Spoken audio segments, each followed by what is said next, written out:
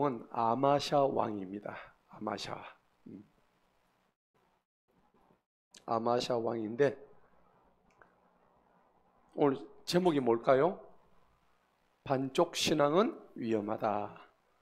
남자가 있었어요. 여자한테 사랑을 고백합니다. 자기 아내한테 사랑을 고백해요. 난 당신을 사랑합니다. 좋아요, 안 좋아요? 좋죠. 근데 나는 50% 당신을 사랑합니다. 몇 프로? 내가 아내한테 당신을 50% 사랑합니다. 그럼 나머지 50%는 내일도 사랑하고 다른 사람도 사랑하고 각자 이렇게 사랑한다고 얘기를 한단 말이에요. 그러면은 그게 100% 사랑이 될까요? 안 되죠. 여러분 어떻습니까? 여러분의 남편이 만약에 내가 당신을 50%만 사랑합니다. 좀 좋아요? 안 좋죠? 버려버립니다. 버립니다. 버리세요. 네. 버렸습니다. 아주 잘했습니다. 갖다 버려 그냥. 갖다 버려. 필요 없어. 갖다 버리세요. 왜냐면 신앙도 똑같아. 반쪽 신앙은 위험하다. 오늘 이 아마샤 왕은 결국 갖다 버려버립니다. 하나님을 갖다 버려버리는 거야. 100%할 것 같이 처음에 하다가 이 사람의 아버지가 누구냐면 요아스 왕이잖아. 앞장에서 우리 요아스 왕 기억나죠? 이 사람도 처음엔 잘했지. 처음엔 잘했는데 나중에 변절해가지고 어떻게 해요? 죽었잖아요. 근데 아들도 똑같아. 똑같이 이렇게 자기 아버지 길을 가는 거예요. 자, 그래서 오늘 이 장면들이 굉장히 중요하기 때문에 오늘 1절에서부터 4절까지는 아마샤 왕이 이제 자기 아버지 요아스가 죽고 난 다음에 이제 죽죠. 이 앞장에 보면 요아스 자기 아버지 요아스 왕이 큰 병에 들어가지고 죽어요. 그렇죠? 우리 어제 아래 했죠. 큰 병에 들어가지고 죽는데 끝이 아름답지는 못했습니다. 요야다의 그 충고를 듣지 않았어요. 그렇게 죽었는데 아들 아마샤는 뭔가 좀 다를 줄 알았는데 그래도 처음에는 하나님 말씀에 순종하려고 애를 썼습니다. 자, 1절 한번 보십시다. 아마샤가 다스리기 시작할 때에 25세에 시작했습니다. 25살이니까 굉장히 젊었죠. 예루살렘에서 몇 년 다스렸어요? 29년을 다스렸습니다. 그의 어머니 이름은 여호아단이다. 예루살렘 출신. 근데 아마샤가 주님이 보시기에 옳은 것을 행했대요. 옳다는 것은 정직한 겁니다. 정직했다는 얘기입니다. 하나님 옆에 정직했는데 문제가 뭐냐? 온전하게 한 마음이 없었다. 온전한 마음이 아니었더라 하는 겁니다. 제가 처음에 말씀드렸다시피 하려고 그러면 우리가 완전한 마음으로 해야죠. 찜찜하게 반 정도 걸쳐놓고 한쪽 다리 이쪽에 걸치고 저쪽 다리 저쪽에 걸치고 그러면 어떻게 돼요? 나중에 가랭이가 찢어져. 못 쓰는 거예요. 그런데 오늘 이 사람이 아마샤가 왜 이렇게 했을까? 그래서 오늘 이 25장 전체의 사실은 주제는 아마샤의 부분적인 순종입니다. 순종하려면 완전 순종해야 되죠. 여러분 이게 오늘 우리에게 주시는 교훈이 굉장히 큽니다. 우리가 하나님을 순종할 때 완전하게 순종해야 되죠. 근데 부분적으로 순종한단 말이에요. 그걸 무슨 순종이라고 그래요? 불순종이라고 합니다. 불순종. 그거는 온전한 순종이 아니에요. 그러니까 불완전한 마음에 차가지고 있는 거죠. 자, 그래서 우리가 신앙이라고 할 때 이 신앙은요 온전한 마음입니다. 온전한 마음의 뭐요? 순종입니다. 이게 진짜 우리가 신앙이라고 얘기하는 거예요. 온전한 마음을 가지고 하나님 말씀에 따라가는 것. 이게 신앙인 거예요. 문제는 내 마음이 온전한지 안 한지 여기에서 다 차이가 난다는 겁니다. 구분이 된다는 거죠. 그런데 오늘 2절에 보세요. 주님 보시기에 옳은 것을 행하였지만 완전하고 온전한 한 마음으로 행하지는 아니했더라. 예. 그리고 3절에 보니까 왕국이 이제 견고하게 섭니다. 그런데 그가 왕이었던 자기 아버지를 죽인 그의 종들, 이 사람이 누구냐니까 우리가 전장에서 봤죠. 한번 보세요. 그 앞장에 보니까는 누가 죽였냐니까는 자기 아버지 병에 드니까 침상에서 그를 살해하죠.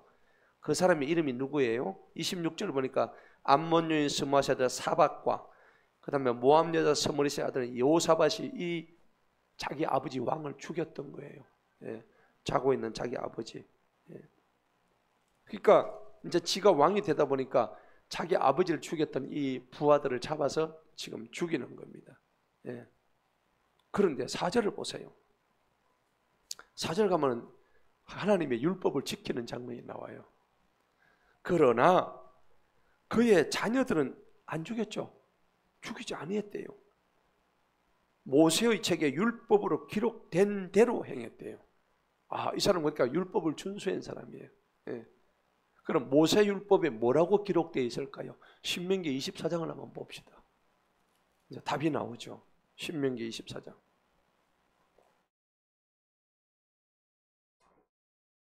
16절 한번 읽어봅니다. 신명기 24장 16절 다 같이 한 목소리로 시작. 아버지는 자식들로 인하여 죽임을 당하지 아니할 것이며 자식들도 그 아버지로 인하여 죽임을 당하지 아니할 것임이라.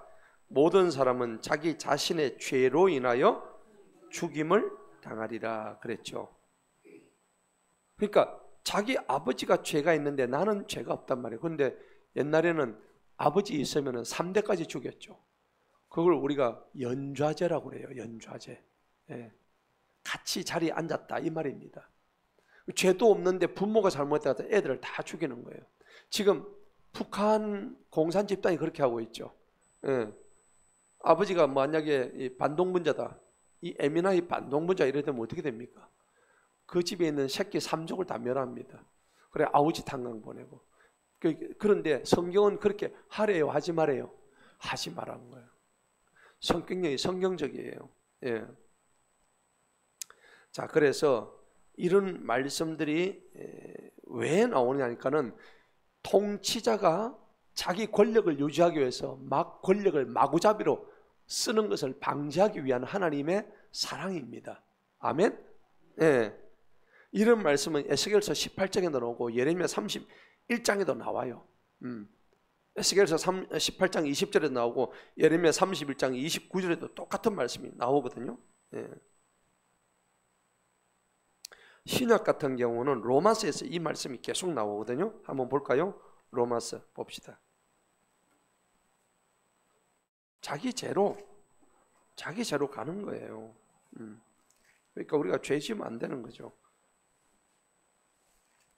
로마서 3장 23절 우리가 다 같이 아는 말씀이죠.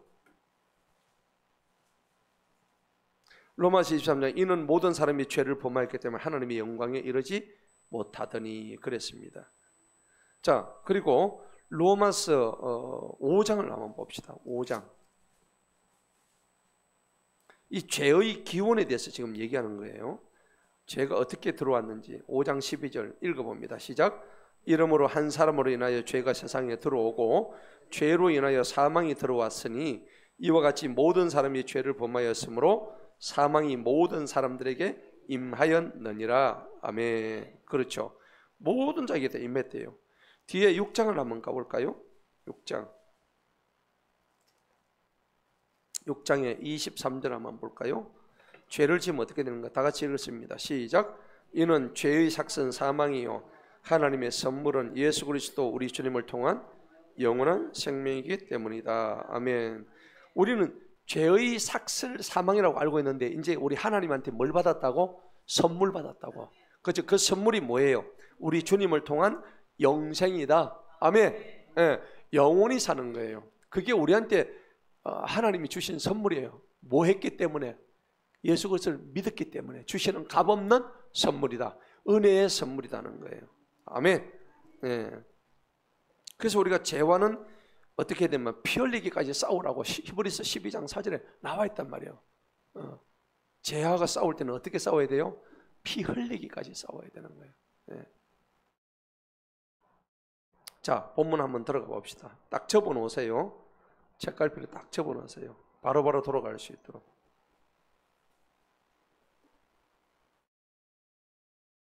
자, 그래서 이 아마샤 왕이 율법이 기록된 대로 지금 했단 말이에요. 이는 주님께서 명령하여 말씀하셔서 4절 보세요. 아버지들을 자녀들로 인하여 죽게 하지 말고 자녀들도 그 아버지들로 인하여 죽이지 말 것이라. 모든 사람은 자기 자신의 뭘로요? 죄로 인해서 자기 죽는단 말이에요. 예. 자, 여기까지는 그래도 잘했습니다. 자, 그런데 이제부터가 좀 문제가 되고 5절 한번 볼까요? 또한 아마샤가 유다를 함께 모으고 온 유다와 베냐민의 그들 조상들의 집들에 따라서 천부장과 백병들을 세웠고 20살 계수에서 그 중에서 전쟁에 나가서 창과 방패를 다룰 수 있는 사람 몇 명요? 30만 명을 세우는 거예요. 자, 왜 이렇게 하냐? 이제 전쟁해가지고 자기 이렇게 세력을 자꾸 확장하기 위해서, 그죠? 예. 그런데 이스라엘 군대를 갖다가 하나님이 싫어하시는 이스라엘 군대를 용병을 택합니다. 그거 해가지고 전쟁에 나가려고 그러는데 하나님이 그렇게 하지 말라는데. 자, 6절 한번 볼까요? 또한 은 몇 달란트? 100달란트로 이스라엘에서 강한 용사 10만 명을 고용하는 거예요. 이걸 용병이라는 거예요. 맞죠? 우크라이나, 러시아 다 용병이 있죠. 지금 다 용병이 있습니다. 지네 사람이 없기 때문에 딴 나라에서 돈 주고 와서 그렇게 하는 거예요. 그러니까 러시아 용병은 지금 북한 군인들이 가가지고 용병하고 있잖아요. 그래 한 사람당 400불인 것만 준 거 그래요.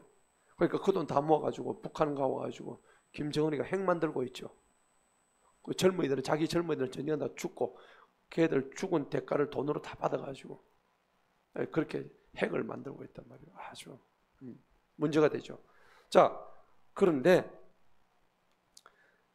결국은요, 지금 아마샤가 잘못하는 게 뭐냐 그러니까 하나님보다는 누구한테 가 있습니까?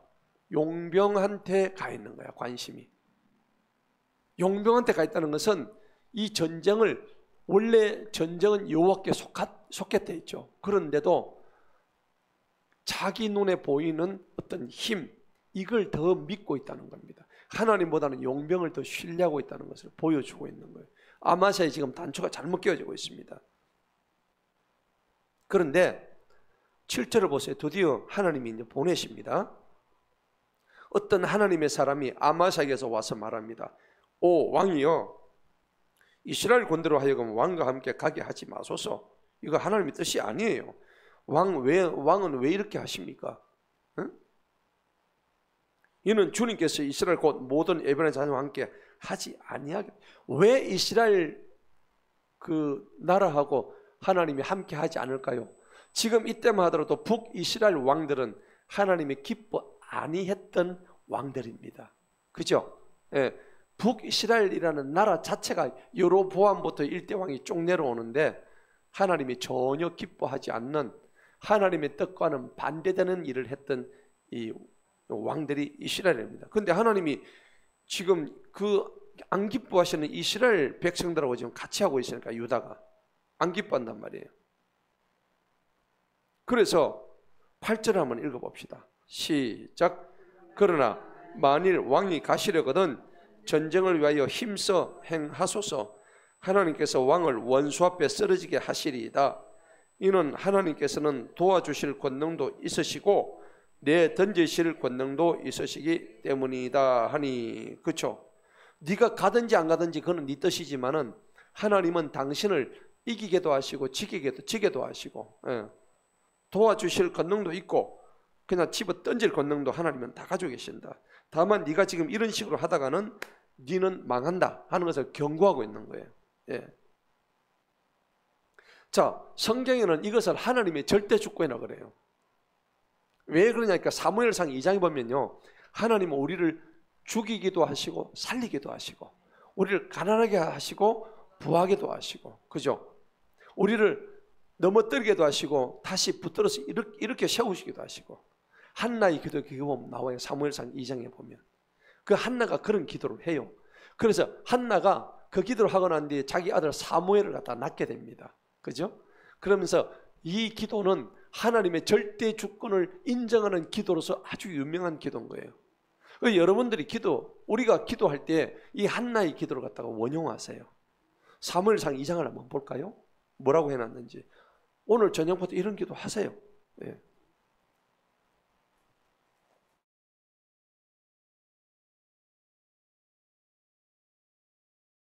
2장에 보니까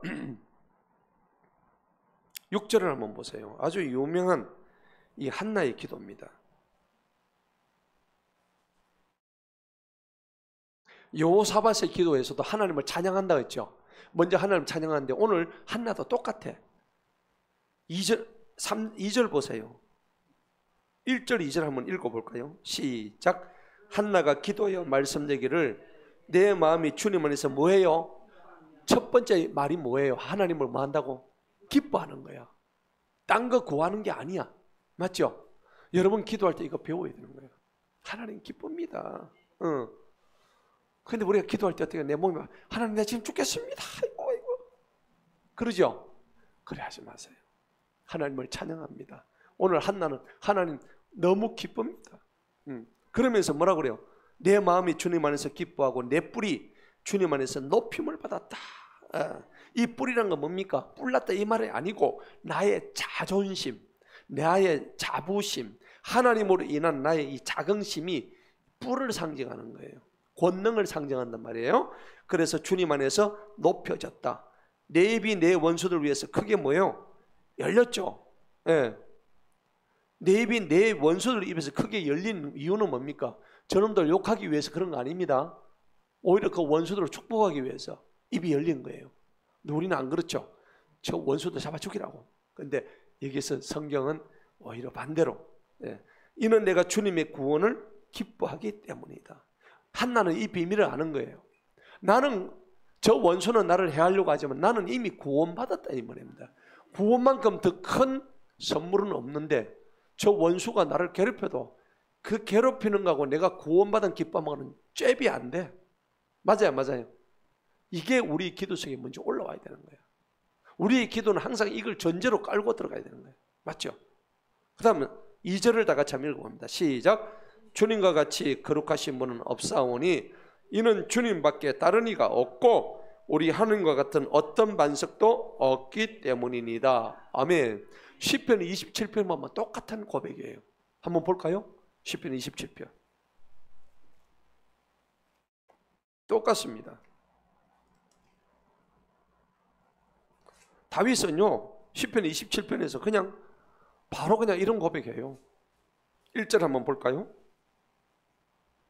지금 다윗이 쫓기는 상황입니다. 지금 죽을 지경이에요. 그런데 27편 1절에 기도를 하고 있는 거예요. 읽어봅니다. 시작. 주님은 나의 빛이요 나의 구원이시니 내가 누구를 두려워하리요. 주님은 내 생명의 능력이시니 내가 누구를 무서워하리요. 아멘. 이런 기도가 나와야 되는 거예요. 맞죠? 하나님의 권능을 찬양하세요. 그러면 마귀 새끼 다 떠나버려. 범접도 못하는 거야. 하나님이 나의 빛이래. 빛만 들어오면 내 속에 있는 어둠이 어떻게 돼요? 한순간에 물러가요. 아무것도 아니야. 어둠이 우리를 장악하고 있죠. 초 한 번만 땡기면, 성냥불 한 번만 땡기면 어둠은 순식간에 달아나요. 맞습니까? 깜깜한 산중에 갈 때 여러분들 라이터를 한 방만 켜면은 앞이 환해지는 거야. 똑같은 이치예요. 주님은 나의 빛이고 나의 구원인데 내가 누구를 두려워하겠네. 두려워할 이유가 없어. 사무엘상 2장 다시 한번 돌아갑시다. 하나님의 절대 주권을 인정하는 이 장면이 너무나 아름다워. 사무엘상 2장 6절 다 같이 읽어봅니다. 시작. 주님께서는 죽이기도 하시고 살리기도 하시고 무덤으로 끌어내기도 하시고 끌어올리기도 하시고 주님께서는 가난하게도 하시고 부하게도 하시고 낮추기도 하시고 높이기도 하시는도다. 지금 여기 해당 다 되죠? 지금 여러분 높아졌어요? 낮아졌어요? 낮아진 걸 축복합니다.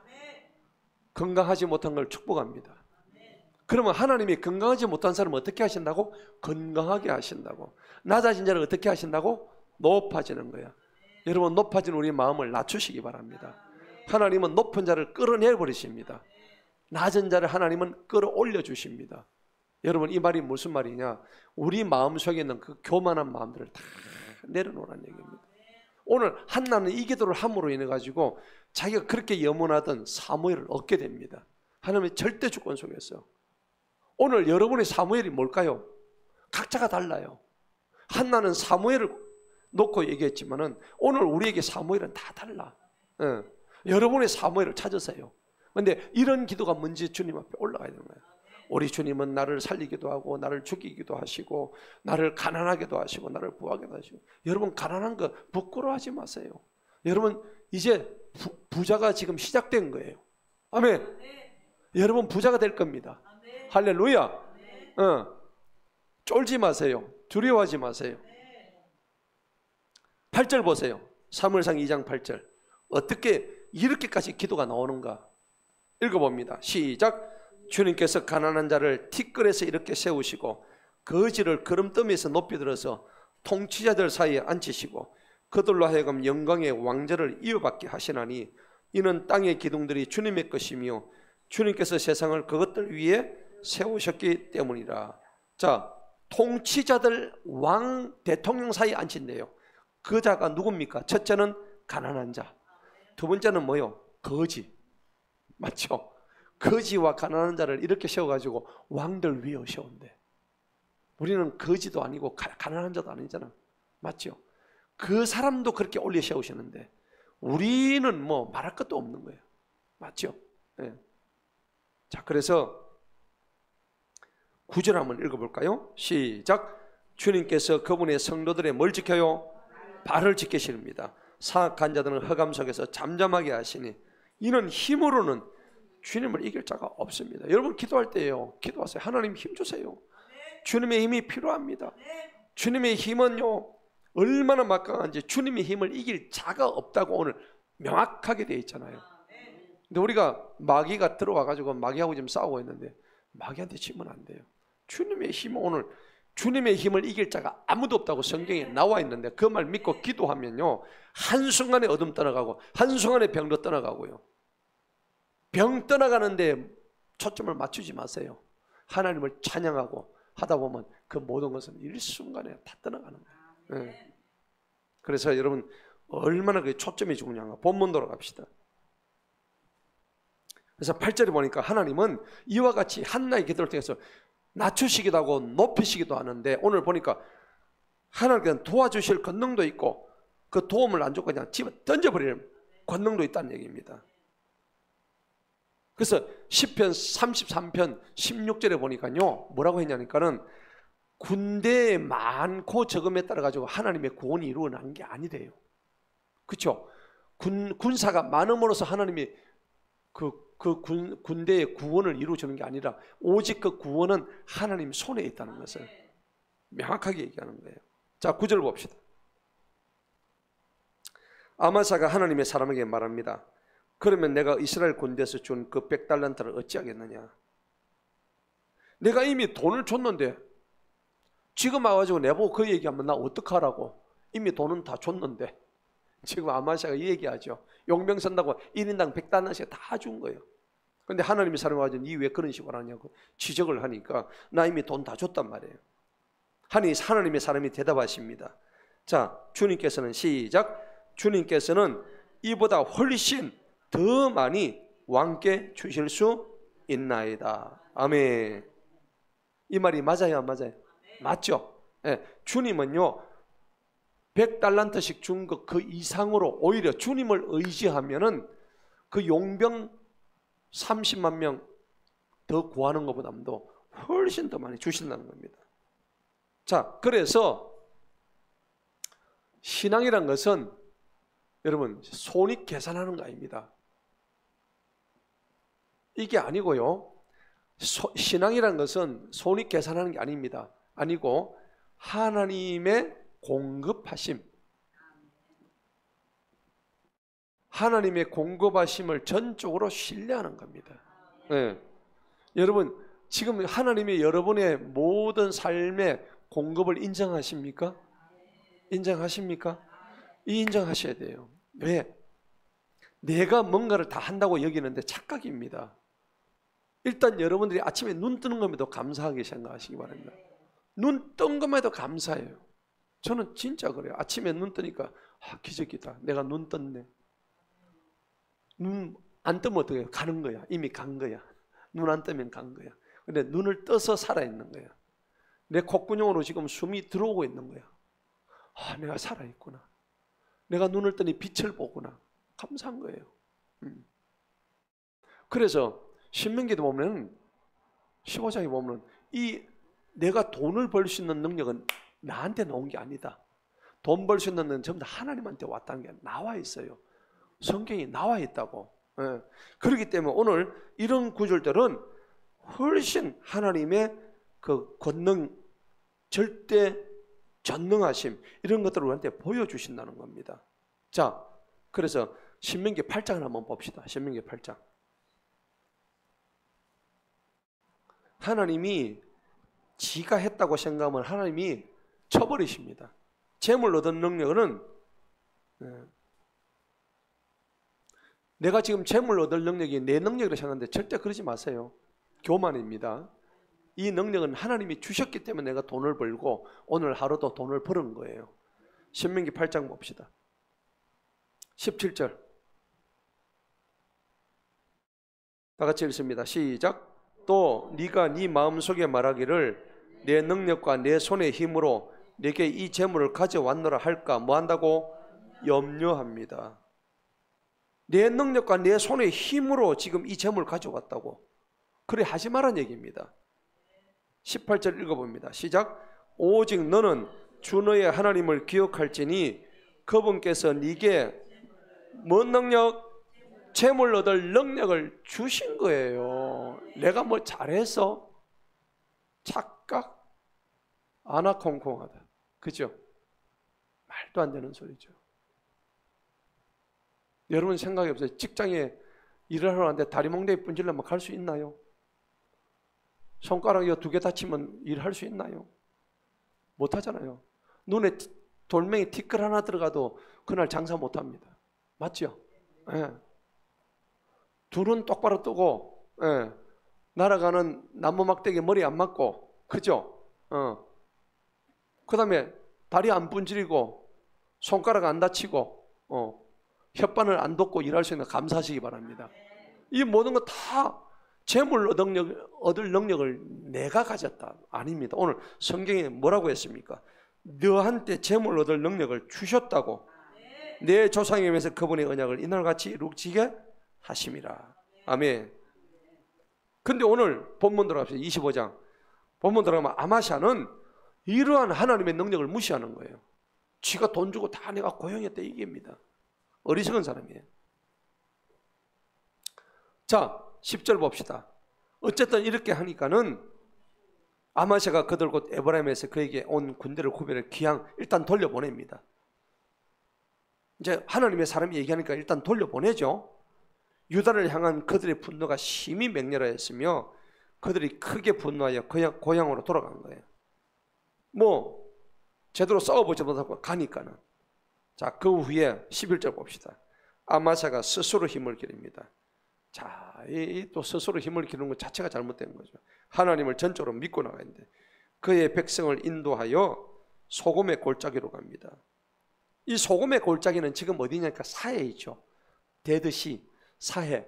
사람 들어가면 둥둥 뜨는 너무 소금의 농도가 높아가지고 소금바다. 그 갈릴리 호수 밑에 있죠. 그 소금바다 있는 데가 지금 소금의 골짜기입니다. 사해의 남쪽 지역입니다. 이게 에돔 지역이거든요. 그래서 소금의 골짜기로 가서 세일의 자손 10,000명을 찍고, 이 세일이 뭐냐 그러니까 에돔 지역, 에돔 사람을 세일이라 그래요. 에돔 사람들의 선조는 누굽니까? 에서죠. 에서. 야곱과 에서 할 때 야곱의 형이 에서였잖아요. 에서가 에돔 족속의 조상입니다. 그래서 지금 가면은 요르단에 가면은 페트라라는 데가 있어요. 들어보셨나요? 요르단의 이게 옛 수도입니다. 옛 수도. 지금 페트라 관광 많이 하잖아요. 한 400~500만 원 줘야 될걸요, 지금 가려면. 고대 사막에 세워진 웅장한 고딕 양식으로 세워진 아주 멋진 그 궁이 있습니다. 이 페트라 궁이 있는데 이게 이 당시에 있었다고요. 여러분 지금 요르단 가면 관광지에 들어갑니다. 이게 이 당시 건축물들이. 이게 아까 얘기했다시피 에돔 지역입니다. 페트라가 에돔의 수도였거든요. 같은 말로 세일입니다. 세일. 에돔의 북쪽 지역에 있는 지명이 세일입니다. 예, 북쪽 지역. 자, 그래서 세일의 자손 에돔을 갖다가 10,000명을 쳐버립니다. 12절 보세요. 또 살아남은 다른 10,000명을 유다 자손이 사로잡아서 바위로 끌고 가가지고 바위에서 그들을 냈더니 그들이 모두 산산조각 납니다. 한 10,000명을 바위에서 위에서 높이 던지면 어떻게 됩니까? 다 터지죠. 창자고 뭐 다 터지고 죽습니다. 그러니까 이런 장면이에요. 자, 13절에 보니까 그러나 아마사가 자기와 함께 전투에 나가지 못하게 돌려보낸 그 군대의 병사들이 사마리아에서도 베트로에 이르기까지 유다의 성읍들을 기습을 합니다. 도로 돌려보냈는데 도로 기습해가지고 그들 가운데 3,000명을 치고 많은 약탈물을 취하여 갑니다. 결국 아마사가 하나님을 뭔가 배반했으니까 용병 썼던 그 사람들이 지네 나라 이스라엘로 돌아가다가 다시 돌아와가지고 아마사를 치는 장면입니다. 하나님의 보응이죠. 보응입니다. 자, 참 이런 거 보면요, 우리가 신앙생활이 아마사 처음에는 보면 옳은 것을 행했다고 돼 있죠. 그러니까 고린도서 10장 12절에 뭐라 그랬어요? 그런즉 선줄로 생각하면 넘어질까 조심하라 그랬단 말이에요.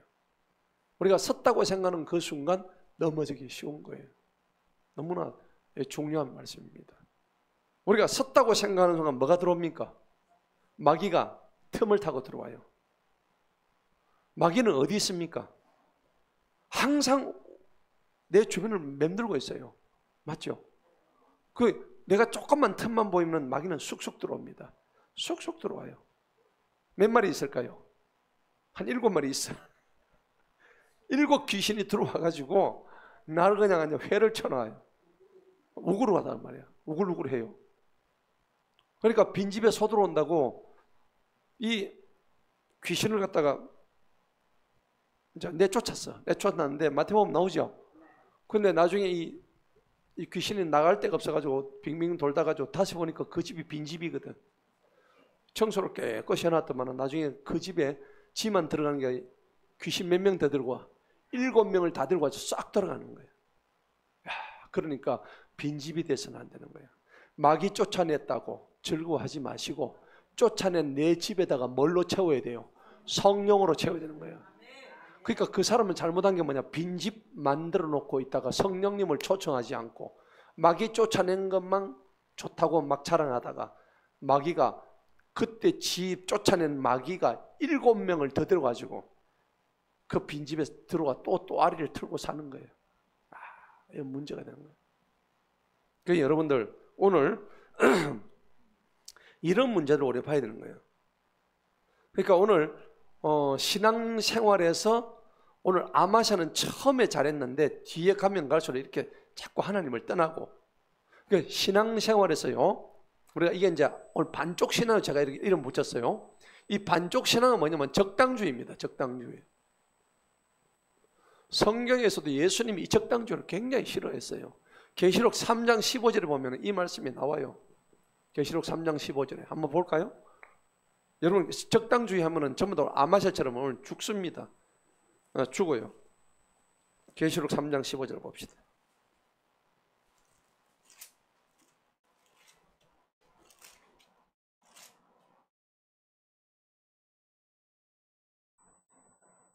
계시록 3장 15절에 보니까는 무슨 교회가 나옵니까?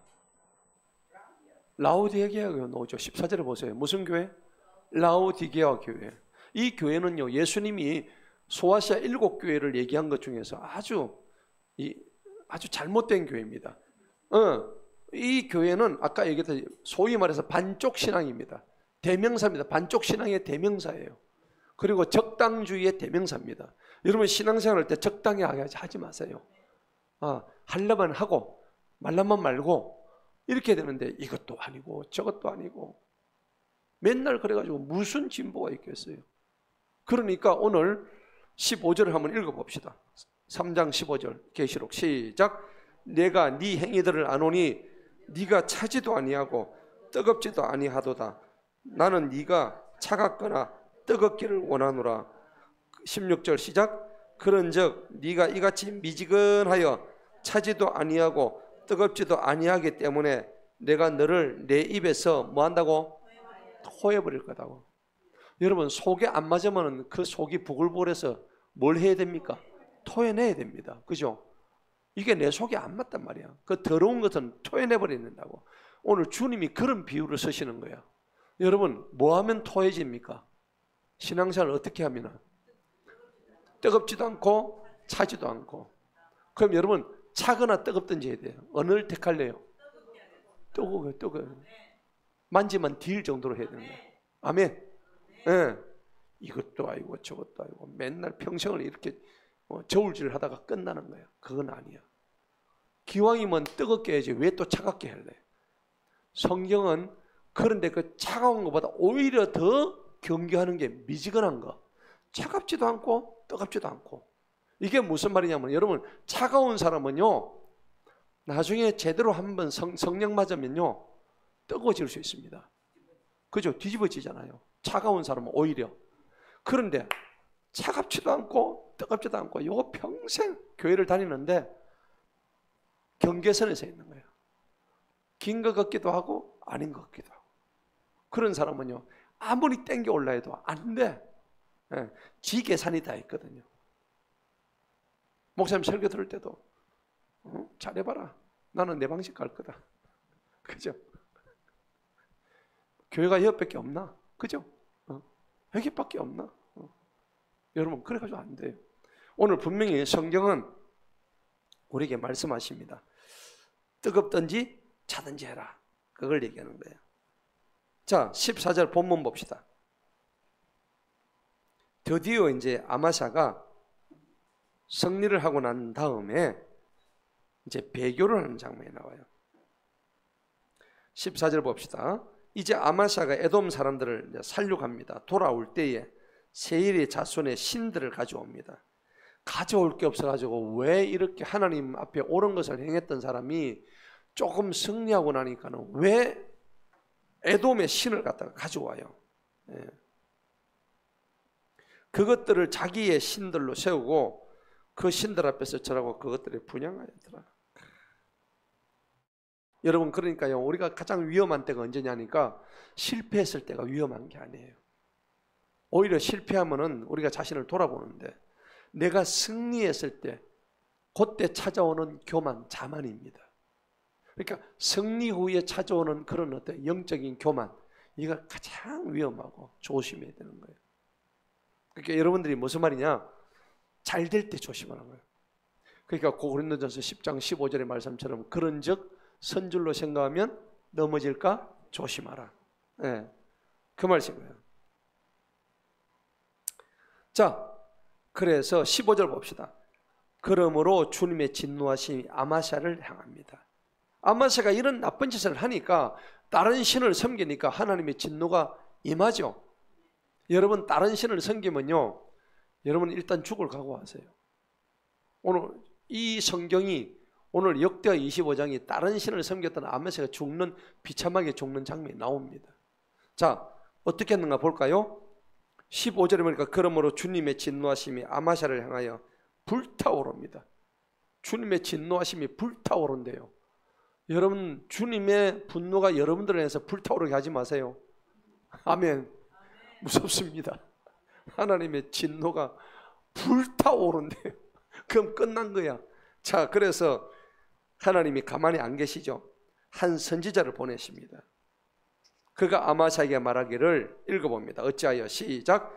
어찌하여 왕은 왕의 손에서 그들 자신의 백성도 건져낼 수 없는 그 백성의 신들에게 구하시니까 참 한심하죠. 조금 뭔가 승리했다고 싶으니까 자기 능력으로 지금 승리했다고 생각하는 거예요. 에돔 사람을 죽이고 막 치니까는 그걸 막 승리하고 나니까는 지 능력으로 됐다 생각하는데 절대 그렇지 않습니다. 우리도 똑같거든요. 회사에서 막 승진하고 사업이 실패했다가 막 부흥하고 있어요. 그러면 한순간 하나님으로부터 온 것을 잊어버립니다. 아주 교만한 겁니다. 그래서 그때부터 교회를 빠이빠이 하는 거예요. 그래서 떠난 사람이 많습니다. 오히려 그때를 조심해야 되는 거예요. 자, 이렇게 얘기하니까는 아마샤가 이런 말을 들으면 조심해야 되죠. 그래요, 제가 잘못했습니다. 안 합니다. 16절처럼 이렇게 어리석은 대답을 합니다. 한번 볼까요? 읽어봅니다. 시작. 선지자가 왕에게 말합니다. 왕이 선지자에게 말하기를 네가 왕의 좋은 자가 되었더냐? 그치라 어찌하여 네가 맞으려 하느냐 하니. 여러분 이 보세요. 우리 사극 보면은 왕 앞에서 뭐 이런 말 하면 바른 말 하면은 그 입 닥치라 그러잖아요, 그죠? 그 입 닥치라, 그 입 닫으라 막 그러잖아요, 왕이. 딱 지금 그 장면이에요. 네가 내한테 지금 그 따위 말을 하고 있어. 감히 왕에게 이런 얘기하는 거예요. 어찌하여 네가 나한테 매를 맞으려고 맞고 싶냐 이놈아, 이 말입니다. 하니까 선지자가 그치며 말합니다. 읽어봅니다. 시작. 왕께서 이 일을 행하시고 나의 조언에 귀를 기울여 듣지 아니하셨으니 하나님께서 왕을 뭐한다고? 멸하시기로 결정하신 것을 내가 아나이다 하니라. 이 선지자는 이미 하늘부터 다 사인 받았죠. 얘는 내가 죽인다 하는 것을 선지자는 이미 다 사인을 받은 거예요. 이제 얘는 끝났어. 자, 17절에 봅시다. 그때 유다 왕 아마샤가 조언을 받아서 예후의 손자이며 여호아스의 아들 이스라엘 왕 요아스에게 보내어 말하기를 오라 우리가 서로 대면하자, 만나자 그러니까요 이스라엘 왕이 얘를 갖다가 아주 우습게 합니다. 뭐라고 얘기하는 거 볼까요? 18절 한번 읽어봅니다. 시작. 이스라엘 왕 요아스가 유다 왕 아마샤에게 보내어 말하기를 레바논에 있는 가시나무가 레바논에 있는 백향목에게 보내어 말하기를 네 딸을 내 아들에게 주어 아내를 삼게 하라 하였더니 레바논에 있는 들짐승 한 마리가 지나가다가 그 가시나무를 짓밟았나니라. 자, 지금 이거는 남유다하고 북이스라엘 간에 서로 관계를 지금 얘기하는 거예요. 네가 나를 갖다가 이렇게 깔보고 이렇게 하다가는 네가 큰 코 다친다 이 말입니다. 지금 그 비유를 하고 있는 거예요. 예. 또 19절 읽어봅시다. 시작. 네가 말하기를 보라 네가 에돔 사람들을 쳤도다 하며 네 마음이 너를 교만하게 높였도다. 이제 네 집에서 머물라. 어찌하여 네가 화를 자초하여 너도 해를 당하고 너와 유다를 함께 멸망하고자 하느냐 하였으나 20절 아마세가 들으려 하지 아니하였으니 이는 그 일이 하나님께로부터 왔기 때문이라. 자, 여러분 생각해 보세요. 이렇게 아마샤가 이스라엘 왕한테 대놓고 이렇게 하는 것은 누가 하셨다고? 하나님이 하신 거야. 왜? 이렇게 대적을 해야 이스라엘 왕한테 뺨 한 대 맞거든요. 얘는 지금 죽을 수순을 지금 찾고 있는 거예요. 예. 중요한 얘기입니다. 자, 그래서 그들이 20절 보세요. 에돔의 신들에게 구하였으므로 하나님께서 그들의 원수들의 손에 넘겨주려 하셨기 때문이다 그랬죠. 자, 20절에 보니까는 우리가 중요하게 생각해야 될 게 있습니다. 아마샤의 길을 막아가지고 지금 이스라엘 왕 요아스에게 대들게 만드신 분이 하나님이셔. 맞죠? 그러니까 여러분 이런 장면 보면은 하나님은 우리의 마음을 하나님께로 향하기도 하시고 완악하게도 만드시거든요. 성경에 이런 장면 많이 나와야 안 나와요? 아주 많이 나오죠. 하나님은 모세가 자기 백성 읽고 나올 때에 10가지 재앙을 애굽에 내리죠. 내가 애굽의 왕 같으면 10가지 재앙 안에 이집트의 애굽의 모든 강을 피로 만드는 거 보면 두 눈으로 보면은 나는 겁이 났어도 그래 안 하지. 여러분 것도 어떻게 해요? 겁 안 나요? 낙동강물이 어느 날 빨갛게 변한다고 생각해 봐요. 이거 하나님 살아계시네. 이런 마음 안 들까? 근데 그 마음을 오히려 더 어떻게 해요? 하나님께서 완악하게 만든단 말이에요. 이걸 누가 하세요? 하나님 하시는 거예요. 그럼 예를 들어 봅시다. 김일성이나 김정일이나 김정은 하나님께서 마음을 어떻게 지금 완악하게 만드시는 거예요. 누굴 치시려고? 우리를 치시려고. 왜 우리를 치실까요? 정신 못 차리고 있으니까. 그죠? 우리가 정신 못 차리고 있다는 걸 인정하십니까? 그렇죠. 우리가 정신 못 차리고 있습니다. 하나님이 김정을 안 치는 이유는 이미 악인이잖아. 그 악인의 존재 목적은 하나님의 사람들이 잘못을 할 때에 그 악인을 도구로 사용하시고자 쓰시기 위한 하나님의 도구입니다. 그래서 하나님은 느부갓네살 왕, 바벨론의 왕이었죠. 느부갓네살 왕조차도 나의 종이라 했단 말이야. 그 악인도 느부갓네살 왕이 한 일이 뭡니까? 27m짜리 금신상 만들었죠. 기억나세요? 자기를 위해서 금신상을 만드는 우상숭배의 아주 이거였는데 1인자였는데 하나님은 느부갓네살 왕을 자기의 종이라 했다고. 그러면 27m짜리 금신상이 지금 평양 금수산 궁전 앞에 있어요 없어요? 있죠. 그거 가지고 전부 다 가지고 머리를 조아리고 있다고. 희한하게도 거기 27m는 여기 20m 똑같다니까. 기똥차죠. 희한한 거예요. 그러면은 느부갓네살 왕을 통해 가지고 하나님께서 그 느부갓네살 왕을 통해서 이스라엘을 어떻게 해요? 완전 조져버리죠. 이스라엘이 누구에 의해서 멸망당했어요? 바벨론이잖아요. 하나님은 말 안 듣는 이스라엘을 치기 위해서 저 악한 바벨론 왕 느부갓네살을 동원해 가지고 이스라엘을 족쳐버렸다고. 마지막 시드기야 왕이 두 누나를 뽑혀가지고 질질질 끌려가지고 바벨론 수도까지 갔단 말이에요. 그럼 똑같은 이치예요. 하나님이 김정은을 왜 안 치시냐고. 안 치지. 왜? 우리를 정치하기 위해서. 우리의 잘못을 하나님은 매를 들기 위해서. 그래서 언젠가는 여러분 치십니다. 여러분 간단히 생각해보죠. 자기 할아버지 쳤어? 우리 안 쳤어? 자기 할아버지가 우리를 쳤어요? 안 쳤어요? 쳤잖아요. 김일성이가. 왜 쳤을까요? 1950년 6월 25일 남침을 했잖아요. 수백만 명이 죽고 피난민이 되고 부상당하고 그랬잖아요. 이유가 뭘까요? 어떤 선지자 그런 얘기했어요. 우리 해방되기 이전에 일제시대 때 수많은 사람들이 동방요배를 했기 때문에 교황이 천황을 향해서 절을 갖다 했단 말이에요. 교회들도 엄청나게 절을 한 거예요. 전부 변절을 했단 말이에요. 오늘 아마샤가 배교하듯이 요아사가 배교하듯이 사울 왕이 배교하듯이 전부 다 변절해가지고 했는데 오늘 변절의 주인공이 누구냐면 우리 사실은 우리란 말이에요. 그죠? 눈에 보이는 것이 전부로 생각하는데 절대 아닙니다. 우리는 눈에 보이지 않는 변절의 요인들을 다 가지고 있어. 어떤 사람은요, 그게 자기의 우상이 돈인 사람이 있어요.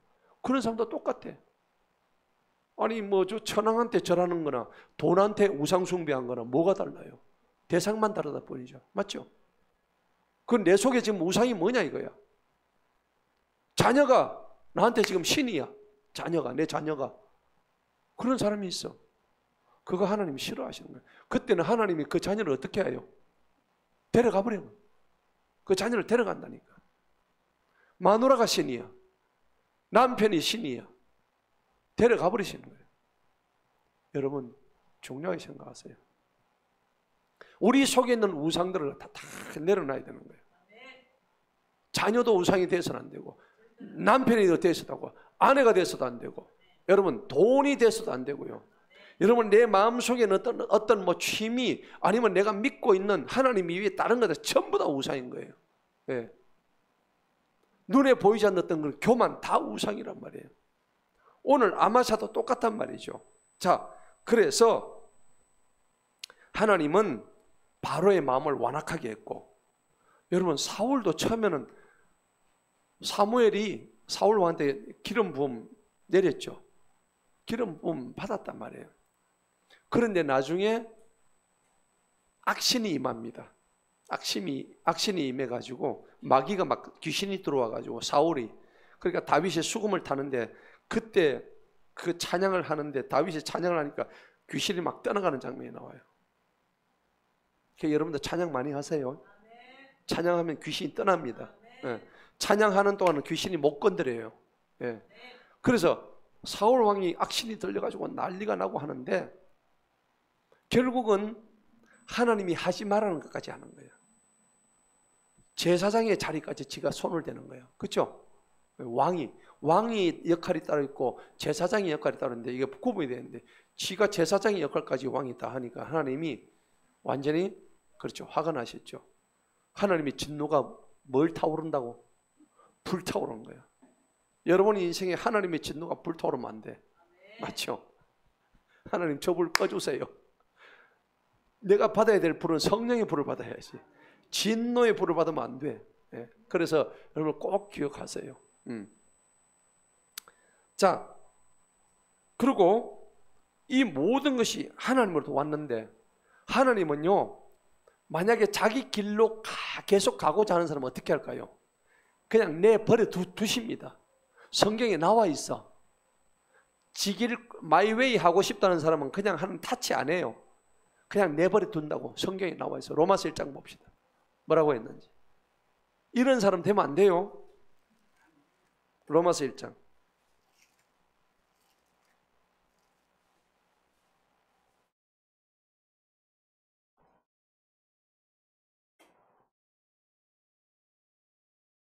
(24절) 다 같이 한번 읽어봅니다. 로마서 1장 24절 시작. 그러므로 하나님께서도 그들을 자신들의 마음의 정력에 의하여 그들을 더러움에 뭐 했다고? 내어 주신 분이 누구라고? 하나님이 그 더러움에 그냥 내버려 두셨단 말이에요. 그들 자신의 몸을 서로 어떻게 해요?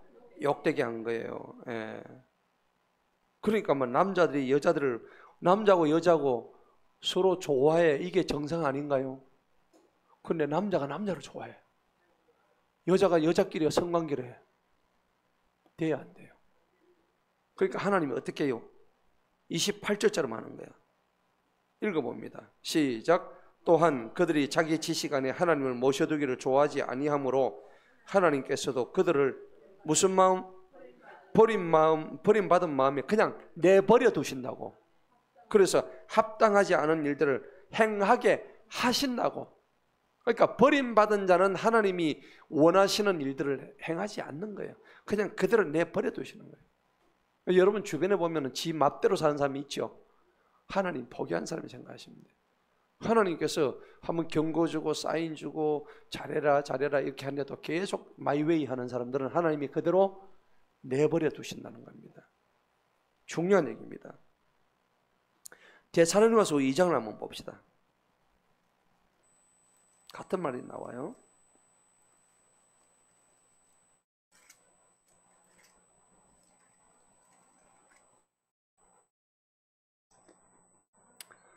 데살로니가서 2장 11절 12절 한번 볼까요?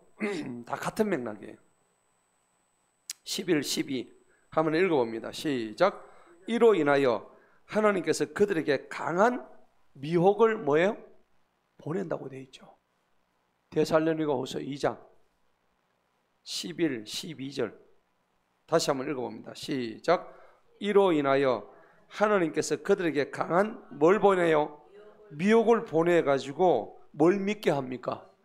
거짓말을 지가 믿어요? 하나님이 믿게 하셔요? 하나님이 거짓말을 믿게 하시는 거야. 여러분 이때까지 눈에 눈꺼풀 씌어가지고 거짓말 믿은 적 좀 있었죠? 없었어요? 많이 있었죠. 예. 왜 그러냐면 여러분들이 미혹에 빠져서 마이웨이 하려고 하니까 하나님은 그냥 눈꺼풀 안 여는 거야. 그 하나님이 이렇게 하시는 거야. 예. 그다음 12절 다 같이 읽어봅니다. 시작. 진리를 믿지 아니하고 오히려 불의를 기뻐하고 있는 모든 자들로부터 정죄를 받게 하려 하십니다. 하나님 안 기뻐하시고 안 기뻐하고 진리를 믿지 않는 사람은 정죄받게 하려고 하나님 이렇게 하시는 거예요. 무섭죠? 무섭습니다. 우리는 이런 진리를 지금 알고 있잖아. 저들은 이걸 모르는데 우리는 알고 있잖아. 그러니까 우리가 만약에 미혹을 당해가지고 지 마음대로 마이웨이 한다면은 하나님 오늘 말씀하신 로마서 1장의 말씀, 데살로니가서 2장 말씀 이런 걸 다 우리가 기억을 해야 되는 거예요. 내가 지금 하고 있는 일이 지금 하나님이 나를 지금 꼬랑창에 내던져가지고 내가 마이웨이 하고 있으니까 하나님께서 나를 지금 아웃시키려고 하고 있다. 이게 빨리 생각나야 되는 거예요. 그죠? 네, 중요한 겁니다. 자, 본문 갑시다. 그냥 내버려 두시는 거예요. 그러니까 잠언 16장 18절 말씀처럼 교만은 패망의 뭐라고? 선봉이라 했단 말이에요. 여러분 교만하면 안 돼. 예. 자, 20절에 보니까는 그들이 에돔의 신들에게 구하여 하나님께 그들이 원수들의 손에 넘겨주려 하셨다. 원수들의 손에 들어가는 게 지가 들어가는 게 아니라 하나님께서 원수들의 손에 그냥 넘겨 집어 던져버리는 거예요. 맞죠? 이제 우리는 이 비밀을 알았죠. 네, 원수들의 손에 넘어가면 안 돼. 내가 잘못하면 하나님이 원수들의 손에 집어 던져버리는 거예요. 맞죠? 그 다음에 21절 봅시다. 이에 이스라엘 왕 요아스가 올라갔으며 유다 왕 아마시아 더불어 유다에 속한 베세메스와 대면했습니다. 했는데 유다가 이스라엘 앞에서 어떻게 해요? 완전 깨집니다. 이제는 완전히 아마시아가 깨지는 장면이죠. 그들이 각자 자기의 장막으로 이제 도망합니다. 자, 23절 봅시다. 이스라엘 왕 여호아스가 베세메스에서 여호아스의 손자이며 여호아스의 아들인 유다 왕 아마샤를 어떻게 해요? 드디어 사로잡히죠. 살아있는 자로 잡힙니다. 예루살렘으로 데려갑니다. 에브라임 문으로부터 모퉁이 문으로 예루살렘 성벽 400규빗을 그냥 완전히 성벽을 다 허물어뜨립니다. 또 그가 오벳 에돔과 하나님 전에 있는 모든 금과 은과 모든 그릇들과 왕의 궁궐들에 있는 보물들을 전부 다 빼앗아옵니다. 인질도 사로잡아 사마리아로 다 돌아갑니다. 완전히 그냥 폐허가 되는 거예요. 하나님 말씀을 듣지 않는 아마샤는 이렇게 완전히 적국의 왕한테 이렇게 수모를 당하는데 26절 읽어봅니다. 25절 읽어봅니다. 시작. 유다의 왕 요아스의 아들 아마샤가 이스라엘 왕 여호아스의 아들 요아스가 죽은 후에도 15년을 살았더라. 예. 잡혀가가도 이런 거예요. 그래서 27절을 봅니다. 이제 아마샤가 시작. 이제 아마샤가 주님을 따르는 일에서 돌이킨 이후에 그들이 예루살렘에서 그를 대적하여 음모를 꾸미자 그가 라기스로 도망갑니다. 왕이 라기스로 도망가는데 라기스는 여러분 기억나세요? 옛날에 다윗이 쫓기다가 미친 척하고 어떻게 돼요? 침 흘리던 장소죠. 예, 그게 라기스입니다. 근데 이 라기스로 도망을 가는데 여기서 그가 죽습니다. 잡혀가지고 비참하게 죽어요. 그들이 라기스로 그를 뒤쫓아보내요. 거기서 그를 죽여버립니다. 그들이 그를 말들 위에 실어가가지고 그를 유다의 성에 그의 조상들과 함께 장사하였더라. 자, 오늘 말씀의 결론입니다. 하나님이 경고 무시하면은 하나님이 원수의 손을 통해서 반드시 우리를 징계하신다는 겁니다. 예. 오늘 25절부터 28절까지 아마샤의 최후의 모습, 비극입니다. 우리는 오늘 이 본문 말씀을 통해서 자기 아버지 요아스하고 아마샤의 공통점이 뭐냐면 몇 가지가 있어요. 처음에는 잘했어. 맞죠? 처음엔 잘했는데 나중에 자기 아버지 요아스도 그렇고 아마샤도 우상을 숭배합니다. 그러다가 나중에 어떻게 되죠? 선지자를 하나님께서 보내십니다. 그런데 자기 아버지 요아스도 누구를 보내죠? 여호야다를 보내죠. 우리 수혈했잖아요. 그런데 여기서는 이름은 안 나오네. 한 선지자를 보냈잖아요. 선지자 말을 들어요, 안 들어요? 안 듣습니다.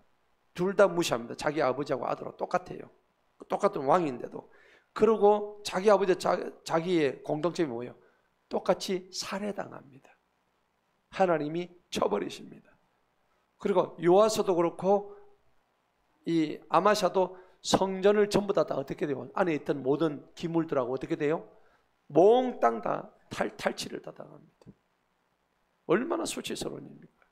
지만 죽으면 되는데 하나님의 성전 안에 있는 모든 기물까지도 금이고 뭐고 전부 다 가지고 그냥 가버려요.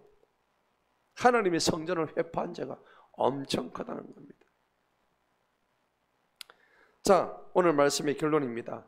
성경은요 끝까지 견디더라고. 마태복음 24장 봅시다. 뭐라고 했는지. 마태복음 24장.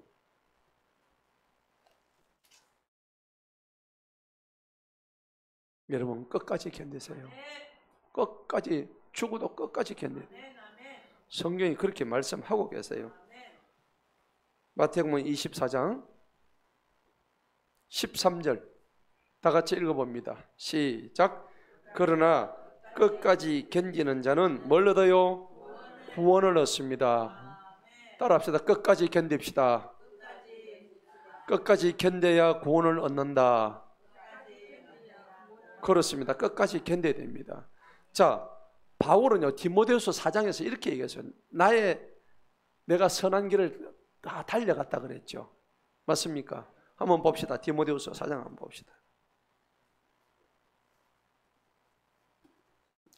사도 바울은요 죽을 고생 정말 많이 했는데 이 사람은요 나는 끝까지 내 갈 길을 갔다. 디모데후서 4장 7절입니다.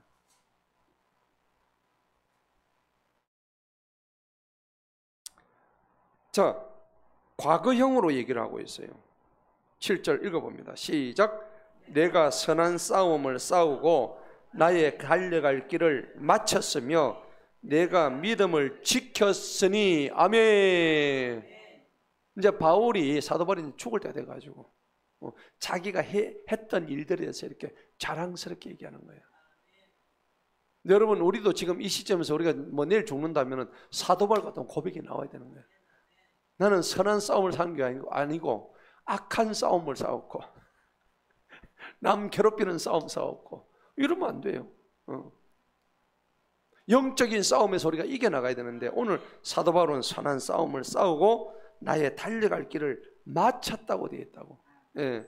그리고 내가 믿음을 끝까지 지켰다는 얘기입니다. 자, 본문 이제 마지막입니다. 그래서 더 이상 우리는 반쪽 신앙 가지지 맙시다. 그리고 성공 후에도 절대 교만하지 말고 여러분 항상 감사하시기 바랍니다. 기뻐하세요. 그리고 오늘 한나의 기도 기억나시죠? 여호사밧의 기도 기억나시죠? 그 기도처럼 항상 주님을 먼저 기뻐하고 감사하고 찬양을 먼저 하세요. 내 기도 막 내가 원하는 그런 기도보다도 하나님을 높여드리세요. 그러면 하나님이 내 모든 형편 내가 기도하기 이전부터 벌써 알고 계세요. 지금 내가 뭐가 필요한가 하나님 나보다 나를 더 잘 아시는 하나님이란 말이에요. 맞죠? 내 형편 말하기도 전에 하나님이 이미 아셔요 모셔요? 알고 계신단 말이에요. 그러니까 우리가 그걸 분명히 알아야 되는 거예요. 그래서 우리가 더욱더 겸손하고 감사하면서 내 마음을 오늘 이 반쪽 신앙 없애고 적당주의 없애고 나의 무슨 마음? 온전한 마음을 주님 앞에 완전히 드려서 승리하는 우리 모두가 되기를 주님의 이름으로 축원합니다.